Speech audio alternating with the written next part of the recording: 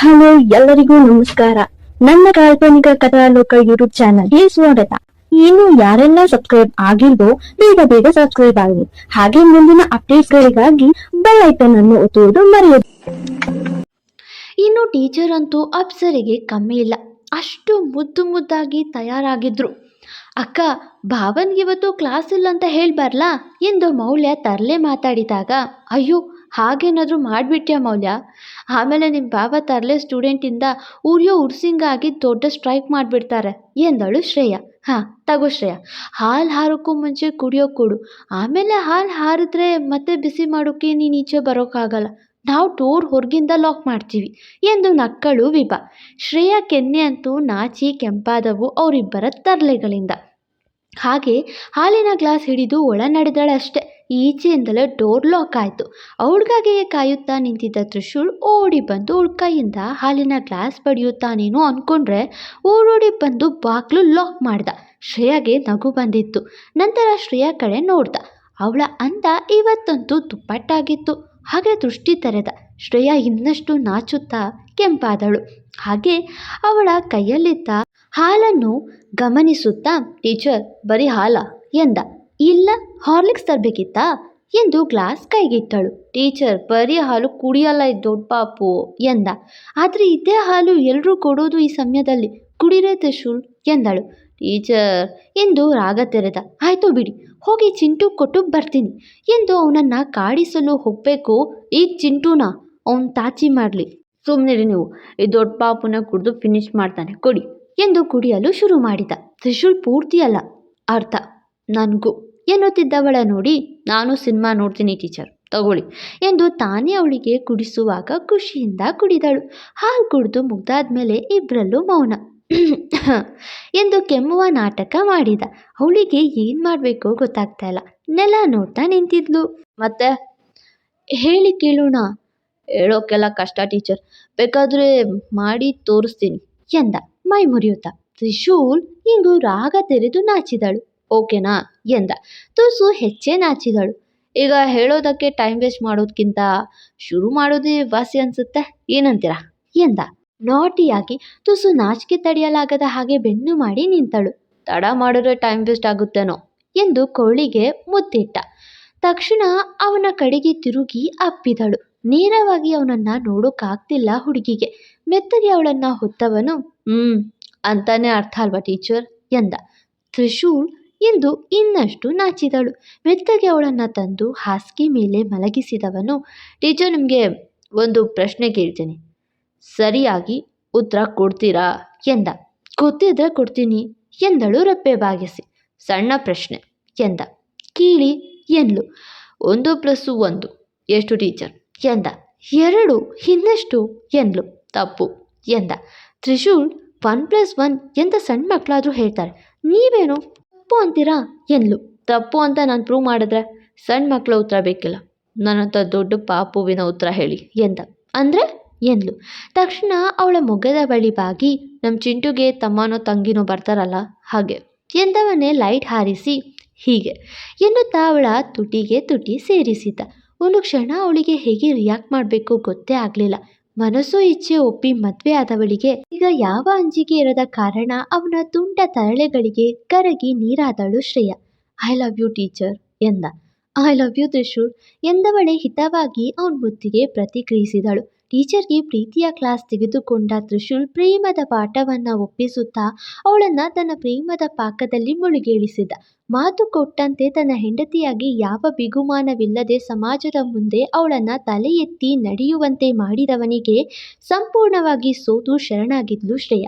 ಪ್ರೀತಿ ಪ್ರೇಮವೆಲ್ಲ ಕೇವಲ ಡೈವೋರ್ಸ್ ಮೊರೆ ಹೋಗೋವರೆಗೂ ಎಂದು ತಪ್ಪು ತಿಳಿದಿದ್ದವನು ಟೀಚರ್ ಪ್ರೀತಿಯ ಪಾಠವನ್ನು ಬದುಕಿನುದ್ದಕ್ಕೂ ಕೇಳಲು ಸಿದ್ಧನಾಗಿದ್ದ. ಸತಿಪತಿಗಳಾಗಿ ಸಪ್ತಪದಿ ತುಳಿದವರು ತಡ ಮಾಡದೆ ತಮ್ಮ ಹೊಸ ಜೀವನ ಶುರು ಮಾಡಿದ್ರು ಶ್ರೇಯ ಮತ್ತು ತ್ರಿಶೂಲ್. ಇತ್ತ ಮೌಲ್ಯ ರೂಮಿಗೆ ಬಂದಾಗ ಲೈಟ್ ಸಹ ಹಾಕಿರಲಿಲ್ಲ ವೃಷಿ. ಈ ವೃಷಿ ಆಗ್ಲೇ ಮಲಗಿಬಿಟ್ರ ಹೇಗೆ ಎಂದ್ಕೊಂಡು ಲೈಟ್ ಹಾಕಿ ಹಿಂತಿರುಗಿ ನೋಡಬೇಕು. ಅವರ room red balloons, red roses ಇಂದ ಕೂಡಿತ್ತು. ಮಂಚದ ಮೇಲೆ ರೋಸ್ ಎಸಳು ಬಳಸಿ ಡೆಕೋರೇಟ್ ಸಹ ಆಗಿತ್ತು. ತಾನೇನಾದರೂ ಅಪ್ಪಿತಪ್ಪಿ ಕನಸು ಕಾಣ್ತಾ ಇದ್ದೀನಾ ಎಂದು ಮೌಲ್ಯ ನೋಡುವಾಗ, ಕನ್ಸಲ್ಲ ಮೌಲ್, ಇಟ್ಸ್ ಅವರ್ ರೂಮ್ ಎಂದು ನಡು ಬಳಸಿ ಪಿಸುಗುಟ್ಟಿದ ವೃಷಿ. ಋಷಿ ಇದು ಎಂದು ಮೌಲ್ಯ ಮತ್ತೇನೋ ಹೇಳೋ ಮುನ್ನವೇ ಹೇಳಿದ್ನಲ್ಲ, ತ್ರಿಶೂಲ್ ಶ್ರೇಯ ಮದ್ವೆಯ ಎಲ್ಲ ಶಾಸ್ತ್ರ ನಾವು ಮಾಡ್ತೀವಿ ಅಂತ ಎಂದು ಕಿವಿ ಮೆದುವಿಗೆ ಮುತ್ತಿಟ್ಟ. ನಾಚಿ ಇದೂನಾ ಎಂದು ತನ್ನೆರಡು ಕೈನಲ್ಲಿ ಮುಖ ಮುಚ್ಕೊಂಡು ಕೇಳಿದ್ಲು ಮೌಲ್ಯ. ಇದೂನೆ, ನಮ್ಮ ಮಧ್ಯೆ ಯಾವತ್ತೂ ಹ್ಯಾಪಿಯಿಂದ ಇದು ನಡೆದಿಲ್ಲ ಅಲ್ವಾ, so let start our new beginning ಎಂದ. ಋಷಿ ಅದು ಒಂಥರ ಭಯ ಆಗ್ತಿದೆ ಎಂದ್ಲು. ಭಯ ಯಾಕೆ, ಈಗಾಗಲೇ ಇಬ್ರು 2 ಸತಿ ಮಿಸ್ ಆಗಿ ಸೇರಿದ್ವಿ, ಈಗ ಒಂದ್ಸಾರಿ ಸೇರ್ತಾ ಇದ್ದೀವಿ, ಕಾಲ ಹಣ ಬೇಡ ಅಲ್ವಾ ಮೌಲು ಎಂದ. ಅವಳು ಅವನ ಕಡೆ ನೋಡಿ ಮತ್ತೆ ಕತ್ತೆ ಕಾಯ್ತಾ ಇದ್ದೀರಾ, ಬೇಗ ಎತ್ಕೊಳ್ಳಿ, ಟೈಮ್ ಆಗುತ್ತೆ ಎಂದಳು. ಋಷಿಗಂತೂ ಈ ಮೌಲ್ಯ ಸ್ಪಿರಿಟ್ ಕಂಡು ಅಚ್ಚರಿ ಆಯಿತು. ಎತ್ಕೊಳ್ಳಿ ಅಂದರೆ ಎಂದಳು ಪುಟ್ಟ ಮಗುವಿನ ಹಾಗೆ ರಾಗ ಎಳೆಯುತ್ತಾ. ತಡ ಮಾಡದೆ ಮುದ್ದಿನ ಮಡದಿಯನ್ನು ಮೆತ್ತಗೆ ಹಾಸಿಗೆ ಮೇಲೆ ಮಲಗಿಸಿ, ಮೌಲ್ಯ ನಾಚಿಕೆ ಆಗ್ತಿಲ್ವಾ ಎಂದ. ಆಗ್ತಿದೆ, ಆದರೂ ನನ್ನ ಆದರ್ಶ ಪತಿಗಾಗಿ ಮೀಸಲಿಟ್ಟಿರೋ ಸೌಂದರ್ಯವನ್ನ ಹಂಚ್ಕೊಳ್ಳೋದ್ರಲ್ಲಿ ತಪ್ಪಿಲ್ಲ ಅಲ್ವಾ ಎಂದಳು. ಅವನಿಗೆ ನಗು ಬಂತು. ಹೋಗಿ ಋಷಿ, ನಗ್ತೀರಾ ಎಂದು ತುಸು ಚಾಡಿ ಹೇಳಿದ್ಲು. Okay sorry ಮೌಲು ಎಂದವನು. ನೀನಿಷ್ಟು ಬೋಲ್ಡಾಗಿ ರಿಯಾಕ್ಟ್ ಮಾಡ್ತೀಯ ಅನ್ಕೊಂಡಿರ್ಲಿಲ್ಲ ಎಂದ. ಹೀಗೆ ಮಾತಾಡ್ತಾ ಇದ್ದೀರಾ, ಲೈಟ್ ಆಫ್ ಮಾಡ್ತೀರಾ ಎಂದಳು. ಮೆತ್ತಗೆ ಲೈಟ್ ಹಾರಿಸಿ, ಐ ಲವ್ ಯು ಮೌಲ್ಯ ಎನ್ನುತ್ತಾ ಹಣೆಗೆ ಮುತ್ತಿಟ್ಟ. ಐ ಲವ್ ಯು ಆದರ್ಶ ಪತಿ ಎಂದು ಅವನ ಹಣೆಗೂ ಮುತ್ತಿಟ್ಟಳು. ನಂತರ ಇಬ್ಬರು ಪ್ರೇಮದ ಪಯಣದಲ್ಲಿ ನಾ ಮುಂದು ತಾ ಮುಂದು ಎನ್ನುವಂತೆ ಮುಂದುವರಿದರು. ಎಷ್ಟೋ ಬಾರಿ ಇಬ್ರು ಅಸಮಾಧಾನದಲ್ಲೇ ತಮ್ಮ ಪ್ರೀತಿಗೆ ಮೋಸ ಮಾಡಿಕೊಂಡಿದ್ದ ಕಾರಣ ಈಗ ಯಾವ ತೊಂದರೆ ಮನಸ್ತಾಪವಿಲ್ಲದೆ ಪ್ರೇಮ ಪಕ್ಷಿಗಳು ತಮ್ಮ ನಡುವಿನ ಅಂತರ ಸರಿಸಿದ್ರು. 2 ವರ್ಷದ ನಂತರ ಚಿಂಟು ತನ್ನ ತಮ್ಮ ತಂಗಿಯರ ಆಟ ನೋಡ್ತಾ ಮಜಾ ತಗೊಳ್ತಾ, ಚಿಕ್ಕಪ್ಪ ಚುಕ್ಕಿ ಅಳ್ತಾ ಇದ್ದಾಳೆ, ಪಾರ್ಟ್ನರ್ ಧೀಮಾ ಸುಸ್ಸು ಮಾಡ್ಕೊಂಡ ಎಂದು ಅಪ್ಪ ಚಿಕ್ಕಪ್ಪ ಇಬ್ಬರಿಗೂ ತಲೆ ಬಿಸಿ ಮಾಡ್ತಾ ಕುಳಿತ. ಅಳ್ಬೇಡ ಮಗ್ನೆ, ಇಲ್ಲಿ ನೋಡು ಚಿಕ್ಕಪ್ಪ ಲಾಲ ಕುಡಿಸ್ತಿದ್ದಾನಲ್ಲ ಮಗ್ನೆ ಎಂದು ಪುಟಾಣಿ ಮಗುವೊಂದಕ್ಕೆ ಹಾಲು ಕುಡಿಸ್ತಿದ್ದ ವಿವಿ. ವಿವಿ, ನಮ್ಮ ಚುಕ್ಕಿ ಸಿಕ್ಕಾಪಟ್ಟೆ ಜಾಣೆ, ಮೊಮ್ಮ ಇಲ್ಲ ಅಂದ್ರೂ ಹಠಾನೇ ಮಾಡಲ್ಲ ಎಂದು ಮುದ್ದಾಗಿದ್ದ ಮಗುಗೆ ಬಾಟಲ್ ಹಾಲು ಕುಡಿಸುತ್ತಾ ಹೇಳಿದ ತ್ರಿಶೂಲ್.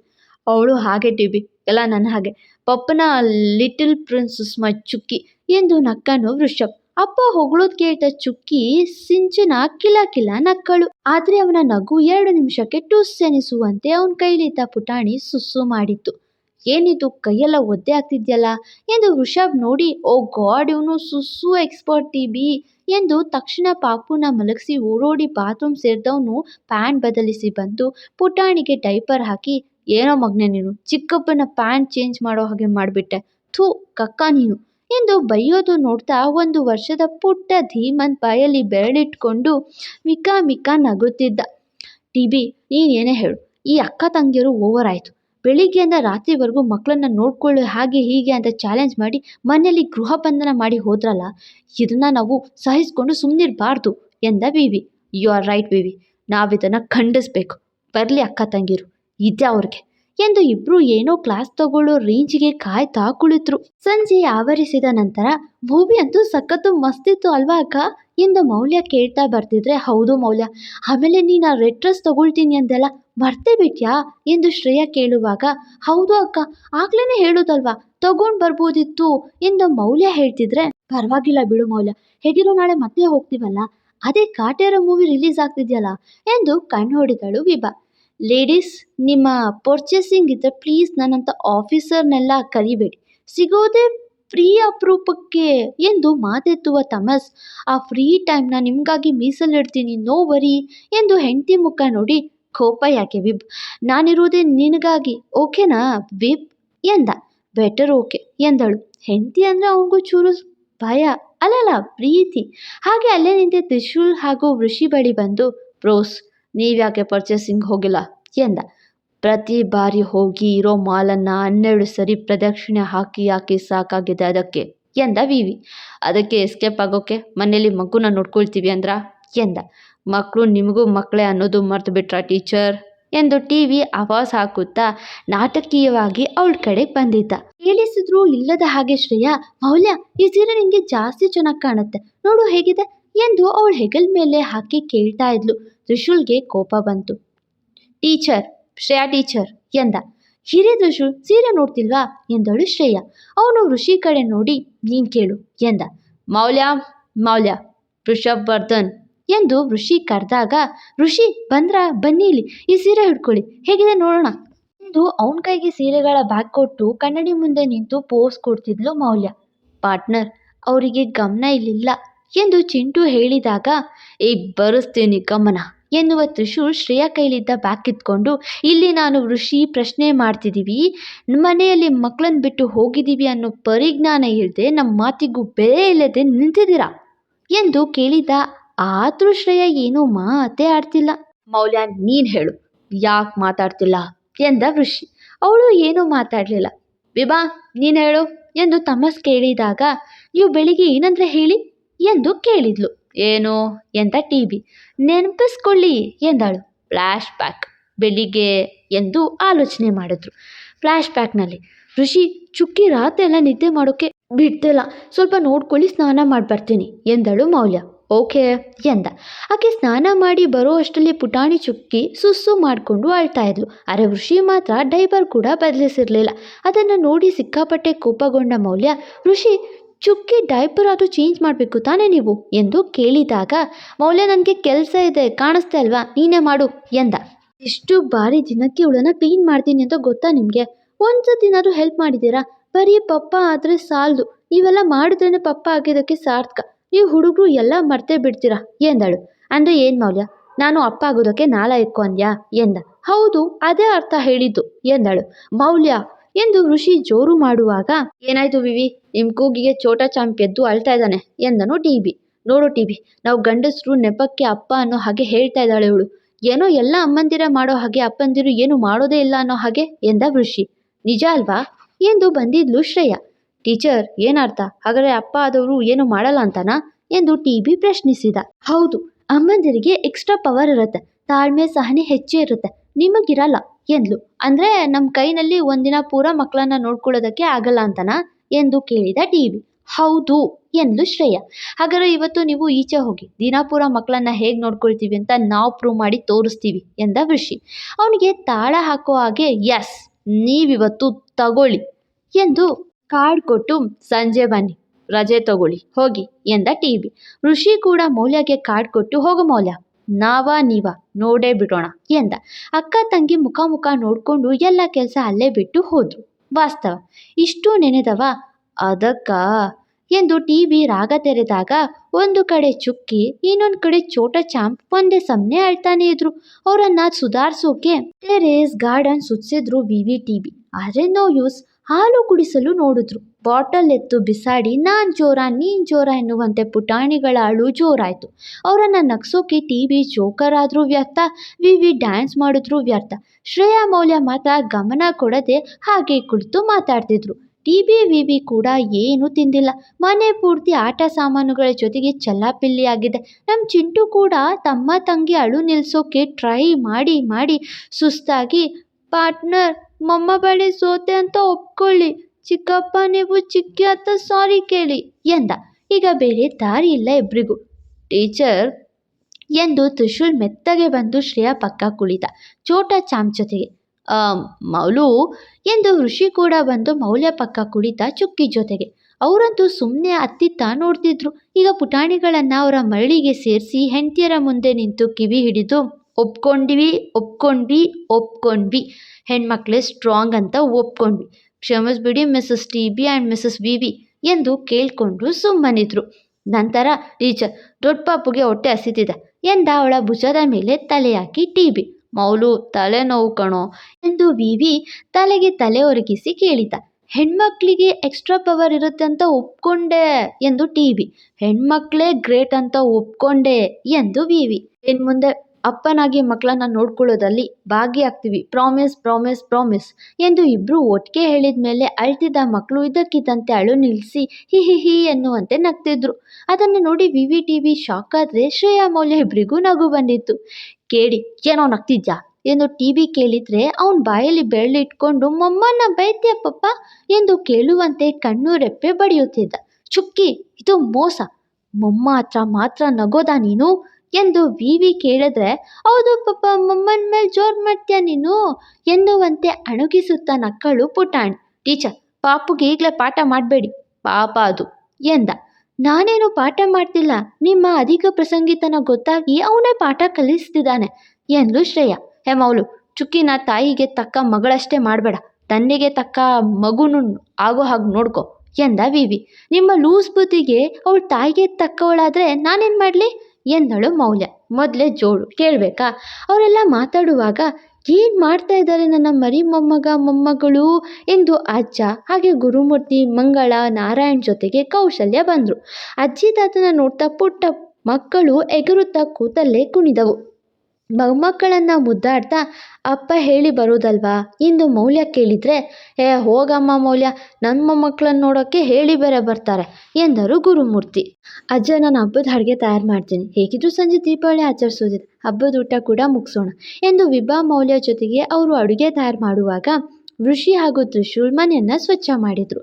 ಹಾಗೆ ಎಲ್ಲರೂ ಸೇರಿ ಮನೆ ಮುಂದೆ ದೀಪದಿಂದ ಅಲಂಕಾರ ಮಾಡಿ ದೀಪ ಹಚ್ಚಿ ಖುಷಿ ಪಟ್ಟರೆ ಪುಟಾಣಿಗಳು ದೀಪ ನೋಡಿ ಕೆಲವೊಮ್ಮೆ ನಗೋದು, ಕೆಲವೊಮ್ಮೆ ಪಟಾಕಿ ಸದ್ದಿಗೆ ಅಳೋದು ಮಾಡ್ತಿದ್ವು. ತ್ರಿಶೂಲ್ ಚಿಂಟು ಕೈಯಲ್ಲೇ ಭೂಚಕ್ರ, ಹೂವಿನ ಕುಂಡವಿರಿಸಿ ಅವನ ಮೊಗದಲ್ಲಿ ಖುಷಿ ಕಂಡರೆ ಋಷಿ ಮೌಲ್ಯ ಕೈನಲ್ಲಿ ಸುಸುರ್ ಬತ್ತಿ ಹಚ್ಚಿ ಸ್ಲೋಮೋ ವಿಡಿಯೋ ಮಾಡಿ ಖುಷಿ ಪಟ್ಟ. ಶ್ರೇಯಾ, ವಿಭಾ ಹಾಗೆ ಎಲ್ಲರೂ ಸುಸುರ್ ಬತ್ತಿ ಹಚ್ಚಿ ಫೋಟೋ ವಿಡಿಯೋ ತರಿಸ್ಕೊಂಡು ಬಂದು ಸಂತೋಷವಾಗಿ ಹಬ್ಬದ ಊಟ ಮಾಡಿದರು. ರಾತ್ರಿ ಆಕಾಶದಲ್ಲಿ ಮೂಡ್ತಿದ್ದ ಚಿತ್ತಾರಗಳನ್ನು ನೋಡ್ತಾ ಶ್ರೇಯಾ ನಿಂತಿರುವಾಗ ಬರುವ ತ್ರಿಶೂಲ್, ಹ್ಯಾಪಿ ದಿವಾಲಿ ಟೀಚರ್ ಎಂದು ಅಪ್ಪಿದಾಗ, ತ್ರಿಶೂಲ್, ನಿಮಗೂ ದೀಪಾವಳಿ ಹಬ್ಬದ ಶುಭಾಶಯ ಎಂದಳು. ಹಾಗೆ ಸಾರಿ ಕೂಡ ಎಂದ. ಏನಕ್ಕೆ ಎಂದ್ಲು. ಬೆಳಿಗ್ಗೆ ಜಗಳ ಮಾಡಿದ್ವಲ್ಲ ಅದಕ್ಕೆ ಎಂದ. ತ್ರಿಶೂಲ್, ಅದು ನಾನು ಮರೆತು ತುಂಬ ಹೊತ್ತಾಯಿತು ಎಂದಳು. ಎಷ್ಟು ಬೇಗ ಜಗಳ ಮರ್ತ್ಬಿಟ್ರಾ ಎಂದ. ಕೆಟ್ಟದನ್ನು ಬೇಗ ಮರಿಬೇಕು, ಒಳ್ಳೆಯದನ್ನು ನೆನಪಲ್ಲಿಟ್ಕೋಬೇಕು. ಸಿಹಿ ಕ್ಷಣಗಳ ಮುಂದೆ ಕಹಿ ನೆನೆಯೋದು ಸಂಸಾರಕ್ಕೆ ಒಳ್ಳೆಯದಲ್ಲ ತ್ರಿಶೂಲ್ ಎಂದಳು. ಇದೇ ಕಾರಣಕ್ಕೆ teacher you stolen my heart ಎಂದವ ಅವಳ ಹಣೆಗೆ ಮುತ್ತಿಟ್ಟ. ನಿಮ್ಮ ಕೋಪ ತಾಪ ಕೆಳಗಂಟೆ ಅಷ್ಟೇ ಅಂತ ಗೊತ್ತು ನನಗೆ ಎಂದವಳ ನೋಡಿ, I have a sweet surprise for you ಎಂದ. ಏನು ಎಂದಳು. ಅಲ್ಲಿ ನೋಡಿ ಎಂದವನ ಆಗಸದ ಕಡೆಗೆ ಕೈ ಮಾಡಿದ್ದು ನೋಡುವಾಗ ಆಗಸದಲ್ಲಿ ಬಣ್ಣ ಬಣ್ಣದ ಪಟಾಕಿಗಳಿಂದ ಐ ಲವ್ ಯು ಟೀಚರ್ ಎಂದು ಅಕ್ಷರಗಳಲ್ಲಿ ಮೂಡಿದ್ದು ಕಂಡು ಅವಳಿಗೆ ಬಲು ಸರ್ಪ್ರೈಸಿಂಗ್ ಅನ್ನಿಸ್ತು. ಐ ಲವ್ ಯು ತ್ರಿಶೂಲ್ ಎಂದು ಅಪ್ಪಿದಳು. ಅವಳ ಮೊಗದಲ್ಲಿದ್ದ ನಗು ನೋಡ್ತಾ, thanks teacher for your beautiful smile ಎಂದು ಅಪ್ಪಿದ. ಮಗನನ್ನು ತಟ್ಟಿ ಮಲಗಿಸ್ತಿದ್ದವಳ ಕೆನ್ನೆಗೆ ಋಷಿ ಪ್ರೀತಿಯಿಂದ ಮುತ್ತಿಟ್ಟ. ಶ್ ಎಂದು ಸನ್ನೆ ಮಾಡಿ ನಕ್ಕಳು ಮೌಲ್ಯ. ಮೆತ್ತಗೆ ಅವಳ ಕೈ ಹಿಡಿದು ತಂದು ಕನ್ನಡಿ ಮುಂದೆ ನಿಲ್ಲಿಸಿ ಕೈಗೆ ಗಿಫ್ಟ್ ಬಾಕ್ಸ್ ಹಿಡಿದ. ಏನಿದು ಎಂದಳು. ಓಪನ್ ಇಟ್ ಎಂದ. ತೆರೆದು ನೋಡಿ ಡೈಮಂಡ್ ನೆಕ್ಲೆಸ್ ಹಾಗೂ ಓಲೆ ಕಂಡು ವಾವ್ ಎಂದು ಆಶ್ಚರ್ಯ ಪಡುವಾಗ ತಾನೇ ಅವಳ ಕೋಳಿಗೆ ಹಾಕಿ ಹೇಗಿದೆ ಎಂದ. ಸೋ ಬ್ಯೂಟಿಫುಲ್ ಎಂದಳು. ಡಿಡ್ ಯು ಲೈಕ್ ಇಟ್ ಎಂದ. ನೋ ಎಂದಳು. ಇಲ್ವಾ, ಸಾರಿ ಮೌಲ್ಯ, ಅದು ಎಂದು ಆತ ಮತ್ತೇನೋ ಹೇಳೋ ಮುನ್ನವೇ, ನಿಮಗಿಂತ ನನಗೆ ಈ ಭೂಮಿ ಮೇಲೆ ಏನೂ ಇಷ್ಟ ಆಗಲ್ಲ ಋಷಿ ಎಂದು ನಕ್ಕಳು. ತಕ್ಷಣ ತಾನು ನಕ್ಕು ಮೀಟು ಎಂದ. ಅವಳಿಂದ ಓಲೆ ನೋಡ್ಕೊಳ್ಳುವಾಗ ನನ್ನ ಗಿಫ್ಟ್ ಎಂದ. ಓಹ್ ಸಾರಿ ಋಷಿ ಎಂದು ನಾಳೆ ಪಕ್ಕ ಕೊಡ್ತೀನಿ ಎಂದಾಗ, ನಾಳೆ ಎಲ್ಲ ಕಾಯೋಕ್ಕಾಗಲ್ಲ, ಇವಾಗಲೇ ಬೇಕು, ಇನ್ಸ್ಟೆಂಟ್ ಆಗಬೇಕು ಎಂದ.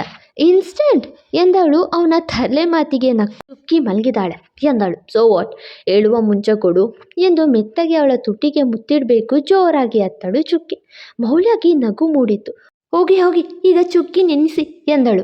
ಈಗ ಅಲ್ಲಿ ಚುಕ್ಕಿ ಎಣಿಸುವೆ, ಬಂದು ನಿನ್ನ ಮುತ್ತನ್ನು ಎಣಿಸುವೆ ಎಂದು ಹೋಗಿ ಮರು ವಾಪಸ್ಸಾಗಿ ಅವಳ ತುಟಿಗೆ ಪುಟ್ಟ ಮುತ್ತಿಟ್ಟು ಹೋದ. ಮೌಲ್ಯ ಕೂಡ ಅವನ ಜೊತೆಗೆ ಚುಕ್ಕಿನ ಮಲಗಿಸ್ತಾ ಕೂತಳು. ಚುಕ್ಕಿ ಅಂತೂ ಅಪ್ಪ ಅಮ್ಮನ ನೋಡ್ತಾ ಎದ್ದೇ ಇದ್ಲು ನಗುತ್ತಾ. ಇಷ್ಟೆಲ್ಲ ಕತೆ ಸಾಗಿದ್ದೆ ಈ ಪುಟ್ಟ ಚುಕ್ಕಿಗಾಗಿ ಅಲ್ವಾ? ಈ ಪುಟ್ಟ ಕೂಸಿನ ಕನಸುತ್ತ ಅಪ್ಪ ಅಮ್ಮನಿಂದ ಅಂತ ಪುಟ್ಟ ಚುಕ್ಕಿಗೆ ಗೊತ್ತೇ ಇಲ್ಲ.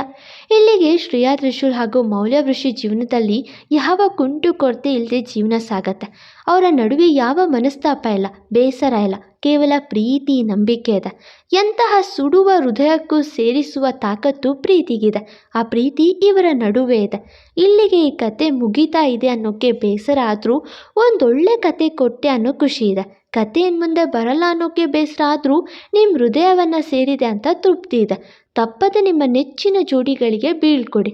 ಮತ್ತು ಒಳ್ಳೆ ಕತೆ ಜೊತೆಗೆ ಈಗ ಬರ್ತಿರೋ, ಈಗ ಯಾವುದು ಬರ್ತಿಲ್ಲ, ಲಿಪಿಯಲ್ಲಿ ಬರ್ತಿದೆ, ಬೇಕಂದ್ರೆ ಓದಬಹುದು.